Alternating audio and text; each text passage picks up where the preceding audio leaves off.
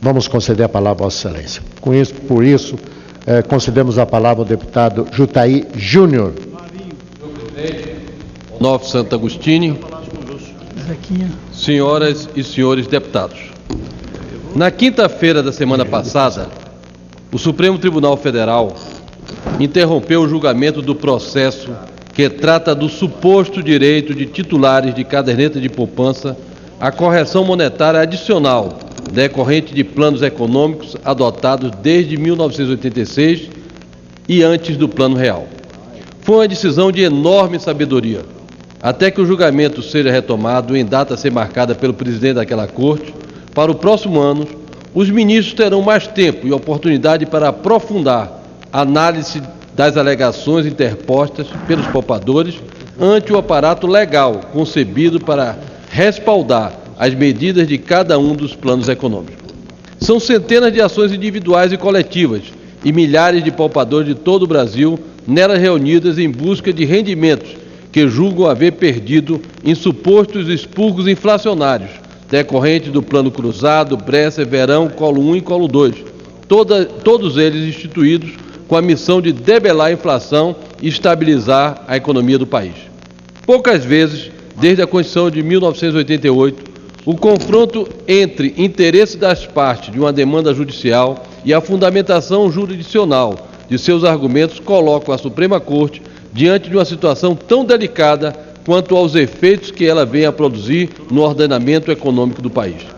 Cálculos preliminares apontam um valor próximo de 150 bilhões para o montante dos desembolsos. Calamidade ou tragédia? Qualquer termo ou expressão que utilizemos para qualificar o impacto de uma decisão contrária aos planos de estabilização seria muito próximo de uma devastação nas contas públicas e no sistema financeiro nacional. Senhor presidente, foi publicado na edição de quinta-feira do jornal O Estado de São Paulo um artigo corajoso e muito bem fundamentado do ex-governador José Serra, que nos dá uma ideia do tamanho desta conta e dos problemas que ela poderá nos trazer. Esse valor, 150 bilhões de reais, equivale na atualidade a 35% do patrimônio líquido de todo o sistema bancário brasileiro, 7 pontos percentuais a mais do que a perda de capital dos bancos americanos na crise do subprime. Ocorre que com a perda desse porte no Brasil, vai bater diretamente nas combalidas contas nacionais. Segundo nos alerta José Serra, quem pagará a conta será principalmente o Tesouro Nacional, pois mais da metade da poupança estava na Caixa Econômica Federal e no Banco do Brasil, que em 2008 absorveu a nossa Caixa. Portanto, sob pena de o Banco do Brasil e a Caixa quebrarem, o governo teria que bancar o prejuízo, algo em torno de 78 bilhões de reais. Trata-se, portanto, de uma possibilidade real de colapso do sistema financeiro nacional e dificuldades imprevisíveis para todo o país. Esta possibilidade é tão real e tão devastadora que suscitou uma manifestação de alerta inédito em nosso país, reunindo em documento encaminhado aos ministros do Supremo Tribunal Federal, ex-ministros da Fazenda e ex-presidente do Banco Central, das mais diferentes tendências, entre os quais o ex-presidente Fernando Henrique Cardoso, Antônio Palocci, Ciro Gomes, Delfim Neto, Pedro Malan, Henrique Meirelles, Rubem Recupero e Gustavo Loyola. Eu não tenho dúvida de que a defesa que eles fazem da constitucionalidade dos planos econômicos constitui material precioso para a reflexão dos senhores membros do STF com relação a essa questão. Nesse julgamento, não estamos discutindo demandas de rotina, em que determinado dispositivo legal tenha produzido situações particulares de agressão ao direito da pessoa, nem se questionam eventuais imperfeições da lei que possam causar embaraço ao direito universal ou à norma consagrada. Não, estamos diante de alegações no campo das suposições de perdas que carecem de comprovações contra um determinado arcabouço de grande alcance.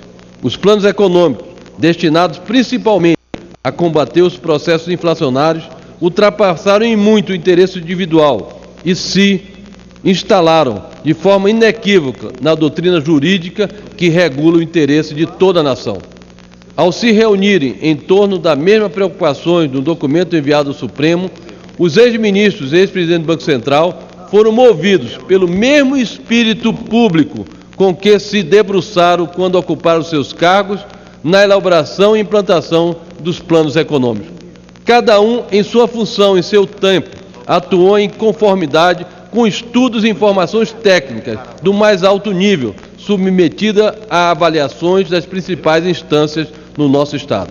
Nem todos colheram os resultados desejados, como se sabe, mas cada um deixou contribuições importantes e isso os qualifica como protagonistas da estabilidade econômica conquistada e estão, portanto, credenciados para defendê-la. Eles enxergam nesse processo o risco de uma catástrofe, abandonaram suas diferenças e se juntaram na defesa dos planos econômicos, porque entenderam que esta é uma questão de Estado, uma vez que os seus efeitos devastadores colocam em risco todo o país, mas antes de alcançarem de forma imprevisível as nossas instituições, provocarão graves distúrbios na vida de todos os brasileiros. Para concluir, senhor presidente, quero dizer que não são as pessoas que quem ganharia com isso, de forma substancial, os escritórios de advocacia que investiram no recrutamento de clientes e, em parte, esses clientes detentores de depósitos da poupança quando foram feitos esses planos, junho de 87, janeiro de 89, março de 90 e janeiro de 91. Seriam apenas pequenos clientes? Nem tanto. Na época dos planos, 2% dos detentores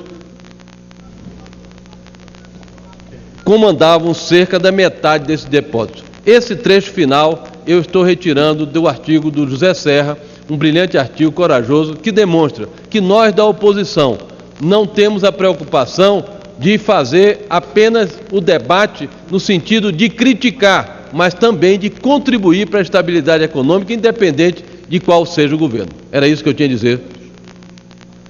Concedemos ainda a